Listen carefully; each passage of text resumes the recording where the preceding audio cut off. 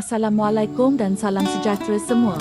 Anda bayangkan, bangun pagi, buka tingkap, depan mata adalah banjaran Titiwangsa yang menghijau dan udara segar dari bukit. Bukan di Cameron Highlands, tapi di Kampung Kemansa, Ampang. Hari ini saya nak tunjukkan satu permata tersembunyi tanah 1 ekar betul-betul di belakang Zoo Negara. Tanah ini memang istimewa. Mari kita tengok butirannya. Keluasan 1 ekar saiz yang sangat cantik untuk buat rumah idaman atau weekend home. Status tanah pertanian, leasehold, geran individu, jadi urusan pindah milik lebih telus. Fasiliti sedia ada. Atas tanah ni dah ada sebuah rumah kampung 6 bilik. Yang paling syok, ada sumber anak air terus dari bukit. Air sejuk, jernih, memang tenang. Akses, jangan risau pasal jalan.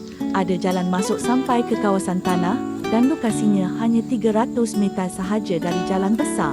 Kenapa Kampung Kemansa? Kawasan ini sekarang jadi tumpuan peminat aktiviti outdoor, rekreasi, dekat sangat dengan pusat aktiviti ATV Kemansa dan kawasan air terjun seperti air terjun Sofenya Jen. Kemudahan, walaupun rasa macam dalam hutan simpan, sebenarnya anda cuma beberapa minit dari Melawar Timur, Zoo Negara dan akses mudah ke MRR2 serta Duke Highway. Kejiranan, kawasan ini dikelilingi perumahan elit dan resort-resort eksklusif. Jadi, nilai hartanah di sini memang sentiasa high demand. Dengan keluasan 1 ekar, ada punca air bukit dan view banjaran Titiwangsa yang mahal ni, pemilik nak lepaskan pada harga RM1,300,000 sahaja.